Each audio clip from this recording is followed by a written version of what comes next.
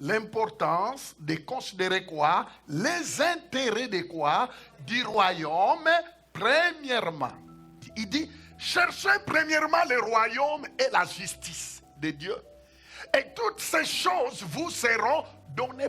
Quand il dit cherchez mon royaume, ça veut dire cherchez la croissance, cherchez les intérêts. Voyez les intérêts de quoi? Du royaume. Et il termine en disant, si chaque personne arrive à voir mes intérêts, les intérêts de mon royaume, il dit les restes qui tracassent les cœurs des autres, les restes qui font des soucis aux autres, les restes qui enlèvent le sommeil aux autres, les restes, il dit les restes, moi Dieu, je leur donnerai sans problème. Ça veut dire faites quoi? Engage-toi à chercher les intérêts du royaume. Chercher les intérêts du royaume, c'est dire penser au royaume. Chercher la croissance du royaume. Chercher que le royaume de Dieu avance. Chercher que le royaume de Dieu monte. Et il dit que le reste là, qui embête les autres, qui donne la palpitation du cœur aux gens, qui tracasse les gens, toi tu n'as pas le droit. Je vais te le donner parce que tu as mis en priorité mon royaume.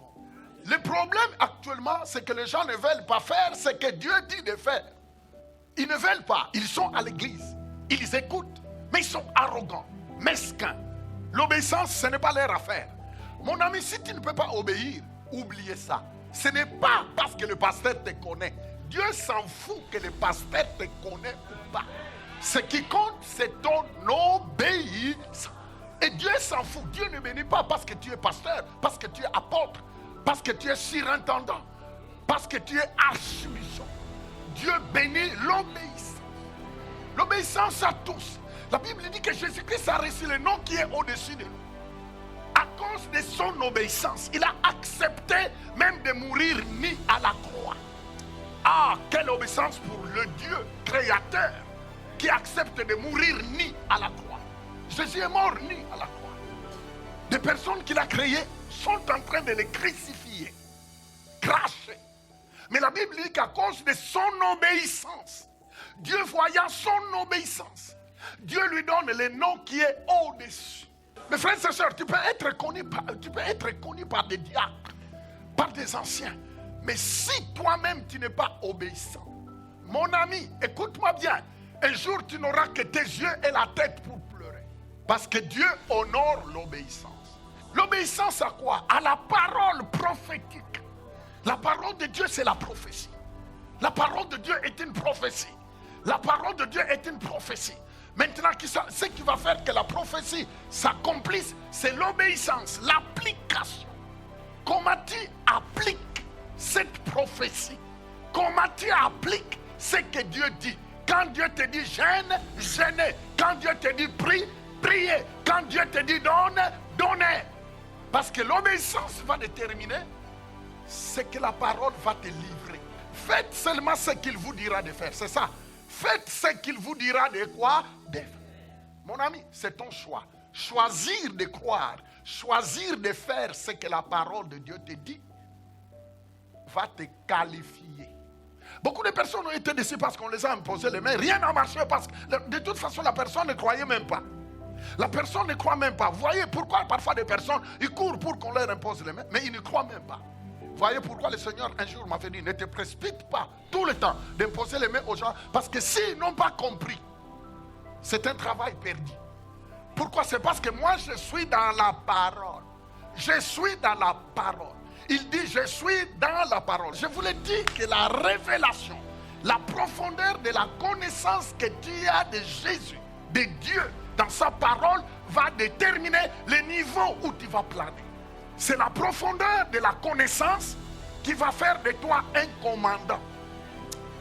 Je répète, c'est la profondeur de la connaissance que tu as de la parole qui va faire de toi un commandant.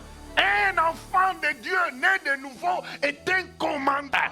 Il commande les événements parce que tel père, tel fils. Ce n'est pas un plaignant. Ce n'est pas quelqu'un qui passe tout son temps à se plaindre. Mais je ne comprends pas, je ne comprends pas. Arrêtez cette attitude, parce que sinon tu vas tournoyer en rond. Arrêtez de te lamenter parce que ça n'amène nulle part. cherchez la profondeur, saisissez la profondeur, cherchez à connaître la profondeur de ce que Dieu dit. Parce que la Bible dit que dans les derniers jours, le peuple qui connaîtront leur Dieu, la Bible dit le peuple qui connaîtront leur Dieu, la Bible dit le peuple qui connaîtront leur Dieu, ils feront des exploits. Toi, tu es appelé à vivre les exploits. Il y a beaucoup de personnes, même dans les églises, qui passent leur temps à raisonner. C'est des philosophes chrétiens. Ils disent, ah oui, Dieu a dit ça, mais Dieu a dit ça, mais mon cas est compliqué. Non, le cas d'un enfant de Dieu est différent. Pourquoi? C'est parce que la rédemption l'a qualifié. C'est pourquoi ton cas est différent. C'est parce que toi, tu es déjà qualifié à vivre le meilleur. Dieu t'a qualifié, c'est pourquoi le diable fait tout pour tenter de te garder dans l'aveuglement. Il veut te garder dans l'aveuglement. Il veut te garder dans les doutes. Il veut que tu restes dans ce niveau-là. Ah, mais oui, mais, ah, mais oui, mais, ah, mais et si ça ne va pas? Mais alors dites un peu, et si ça va? Oh, j'aimerais bien que Dieu fasse quelque chose. Mais Dieu t'a déjà envoyé la parole. Mais c'est cette parole-là qui doit créer le miracle. Arrêtez parce que sinon tu gaspilles ton temps. Beaucoup de personnes sont dans les églises, mais ils sont malheureux. Pourquoi? C'est parce qu'ils sont malheureux par rapport à leur comportement vis-à-vis de l'obéissance. Je dis, Seigneur, parlez-moi. Il m'a dit, mais tu sais, le problème c'est parce qu'ils ont oublié les priorités. Je dis, ah bon, Seigneur? C'est quoi? Elle a dit, oui, les chrétiens, les enfants de Dieu ont oublié les priorités. Ils ont changé les priorités par leurs propres priorités. Ils ont pris leur vie comme leur priorité et ils ont abandonné mes priorités. Voyez les problèmes qui paraissent être un problème. Mais ça n'a jamais été un problème. Mais c'est eux qui doivent changer leurs priorités. La Bible dit qu'ils sont beaux sur les montagnes, les pieds de ce qui fait avancer quoi? Parce que le royaume de Dieu c'est quoi? C'est le salut des âmes. Le royaume de Dieu c'est quoi? C'est d'arracher ceux qui vont en enfer pour qu'ils changent d'itinéraire. C'est ça le royaume. Et la Bible dit que les pieds de ceux qui témoignent Jésus, les pieds de ceux qui ont les soucis pour que les âmes n'aillent pas en enfer. Les pieds, la Bible dit que les pieds de ces gens-là sont beaux. Ce n'est pas moi qui le dis. Dieu dit que les pieds de ceux qui ont les soucis des âmes sont beaux. Les pieds de ceux qui n'ont pas honte de parler de Jésus. Les pieds de ceux qui sont prêts à risquer les insultes, les calomnies. Les pieds de ceux qui sont prêts à être virés. Les pieds de ceux qui sont prêts à prendre leur personnalité, de les mettre à part en disant, moi, tout ce qui compte, c'est Jésus. Je vais risquer tout ce qui va arriver, doit arriver, mais je dois parler de Jésus. Il termine en disant, leurs pieds sont beaux. Déclarez seulement un temps de jeûne et de prière à l'église, tu verras. Priez pour les besoins. Là, tu vois tout le monde agité. Mais dès que tu dis, nous allons prier pour les âmes, tu vois tout le monde calme. Et tu vois, c'est quelques personnes seulement que tu peux compter qui prient. Tous les autres, non. Leur prière était centrée sur ce qu'ils peuvent avoir. Maintenant, quand tu enlèves ce qu'il peut avoir, si son but, si ses motifs n'est plus concentré, n'est plus concerné dans la prière, il n'est plus chaud. Pourquoi? C'est parce que vous avez enlevé le pourquoi de sa prière.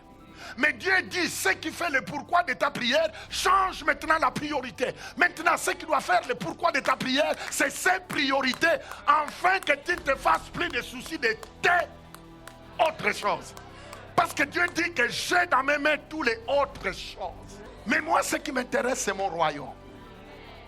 Mon royaume. Vous savez, quand les intérêts du royaume deviennent ton objectif, ça veut dire que la honte disparaisse. Ça veut dire... Tu peux être au travail. Tu peux être n'importe où. Tout ce que tu penses, Seigneur, est-ce que tu peux mettre quelqu'un sur mon chemin pour que je lui parle de toi? Seigneur, est-ce que tu peux me donner l'onction? Seigneur, je suis prêt à payer le prix pour que quelqu'un soit sauvé. Seigneur, je suis prêt à mettre ma voiture en action pour que quelqu'un vienne s'exposer dans la présence de Dieu. Seigneur, je suis prêt à utiliser même mon argent pour aider quelqu'un. L'essentiel, c'est de l'attirer dans le royaume de Dieu. Seigneur, je suis prêt. Et quand tu commences à faire ça, même les $100 que tu as dépensés pour le royaume, Dieu va les multiplier. Voyez pourquoi beaucoup de personnes, ils moisissent C'est parce qu'il ne veut même pas mettre, il ne veut rien mettre dans le royaume. Mais tout ce qu'il veut, Seigneur, remplis un peu mon estomac.